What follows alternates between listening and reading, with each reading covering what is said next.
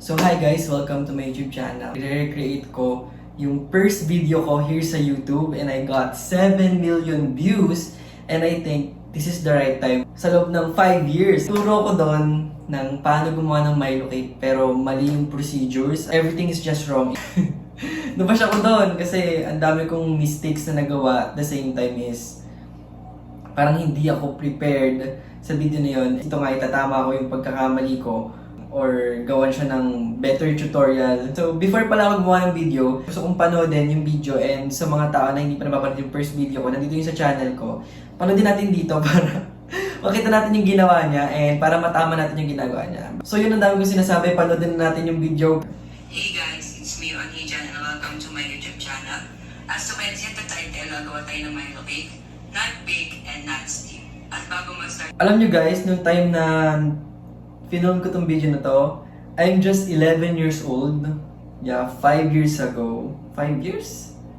Almost 6 years. Yeah. Nakakatawa lang. I'm so young. okay, next videos. Ang cute, naka-fast forward yung video. At dalawang mahal na Milo. Guys, 20 pesos to lahat.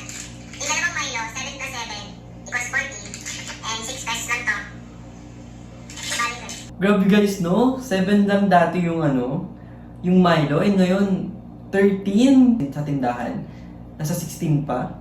Yung main ingredients daw is 1 egg and 2 Milo. So, nasa likod ko yung mga ingredients. 2 Milo, 2 sachet of Milo. Hindi na-recognize si Milo yung video natin. That's almost 7 million views of me making Milo cake. I bought a medium-sized egg na parang small lang naman. But it cost me 8 pesos lang. So, 26 plus 8 is 34. Tama ba? Hindi ka makakagawa ng cake or you can't make a cake without a flour. Yes, kailangan natin ng flour. 1 cup of flour and it cost me 10 pesos. Sayang lang wala ko nung transparent na bowl. Mas maganda sana yun. Para, I think mas better kasi mas makikita niyo yung ginagawa ko. Strainer. Pero ito, hindi naman siya sobrang necessary. Pero para sa flour, mas better kung may ganito. Para matanggal yung lumps. Ayun. So basically, para matanggal yung buo-buo nung flour, tapos mas maging pino siya. Okay? So first step is, i-ano muna natin yung flour. Strain muna natin siya. Salain na muna natin para yung mga buo-buo is matanggal. At ang matira na lang is yung pino na granules. O diba? Ang dami natatanggal ng buo-buo. Buo-buo siya. Yung nasasala natin is itong pino na. So ganda talaga kung yung flour is sinasala niyo muna. Kasi may talaga mga buo ng cake na may mga buo-buo na flour. Hindi maganda yung kakalabasan. Nakalimutan ko sabihin na this is not steam and not bake. So, fried lang siya. Ay guys, sorry, may nakalimutan pala akong ingredients. Itong oil.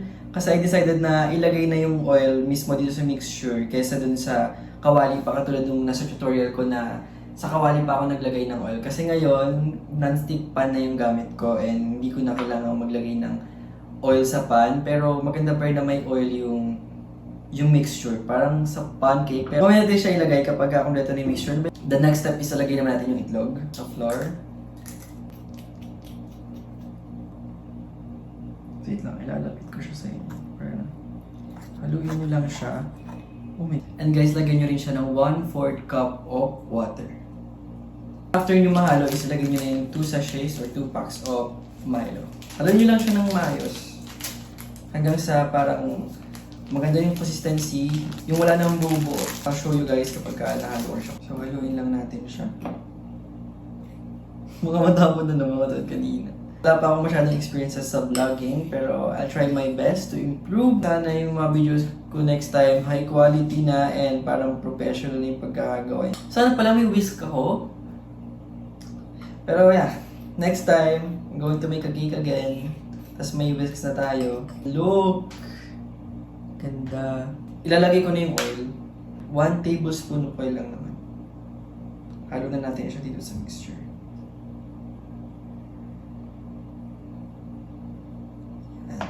So, ayan yung oil. Haluin lang natin siya hanggang maging maganda yung mixture. Pero halu-haluin lang talaga. tiyagaan lang, dito lang tayo mag-invest ng time sa paghahalo ng mixture kasi pag maganda yung mixture, maganda yung kakalabasan ng product. Siguro it takes for about 5 minutes ng ganito lang na paghahalo and it will be better. Ready na yung mixture natin. Maganda na yung consistency. And yeah, it's time na para lutuin siya. So let's go to cooking. Open ko lang din ito para mag-start na siya uminit. This is Xiaomi pala, itong lutuan ko. Then ito namang ano ko is from this brand. Huwag niyo masyadong laksan yung apoy. Like, yan na. Siguro kung naka-stove tayo, basta mahinang-mahinang apoy lang.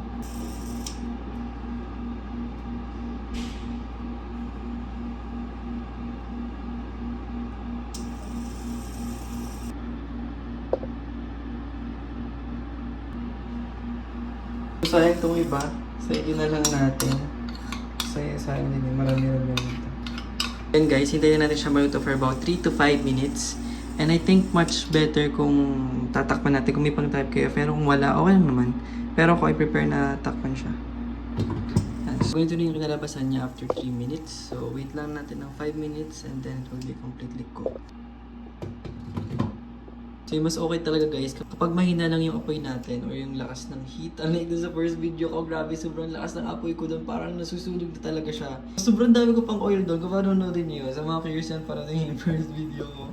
Ay, maganda kasi kapag yung hinahinay lang yung pagluluto. Like, yung subtle heat lang. Tapos, dahan-dahan lang yung pagkukok niya. Kasi mas magandang kakalabasan. Hindi siya sunog. At the same time is parang mas fluffy. Ganun. After 5 minutes, it's finally cooked. So, hahanguin ko na siya. Wow, ang fluffy niya. Look. It's so fluffy. Tama lang yung pagkakaluto. Guys, look at our Milo cake. It looks so good. Definitely a cake. Maganda itong lalagyan yung topping sa ibabaw. Like, chocolate frosting or chocolate syrup. Now, I'm with our cake na niluto natin. Sadly, I forgot and ngayon ko lang naalala na gumamit ng microphone. Siguro mas naging better yung tunog ng audio. Sorry, so ilagay ko lang siya dito and we're going to do a taste test. Sana pakinig pa rin siya. Let's taste it.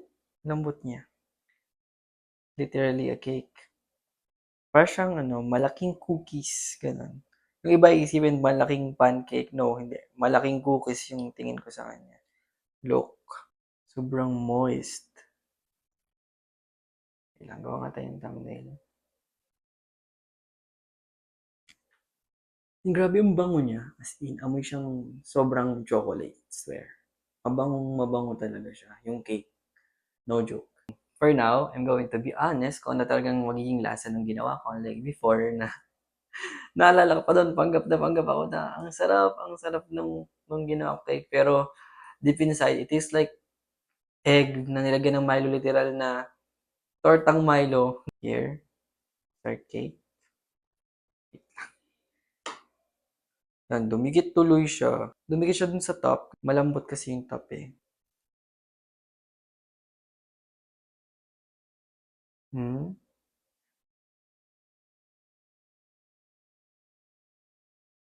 Ano so ko lang siya, hindi siya matamis. Tama lang.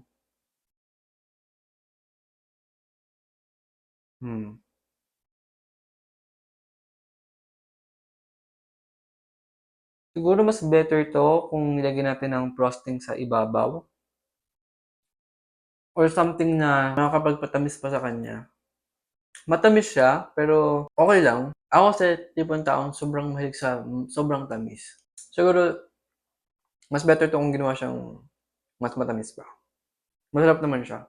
Siguro ako kung gagawa ko ng idea or ng innovation for this, siguro gagawin ko is Milo pa din, lalagyan ng konting water, tapos haluin ko siya para maging Milo syrup siya or Milo sauce, tapos ilagay ko siya sa ibabaw.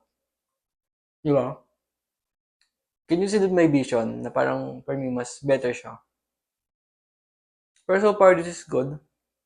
Lagyan siya sa ibabaw ng decoration para magmukha talaga siyang cake, di ba? So yun lang guys, para sa vlog ko na to.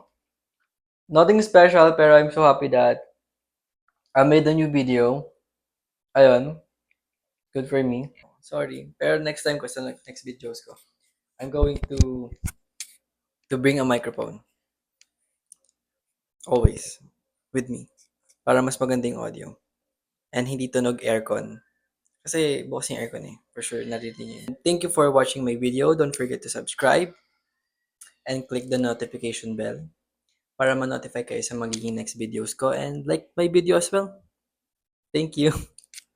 So yun. Bye-bye. I really appreciate your effort for watching this video and hope you find this interesting.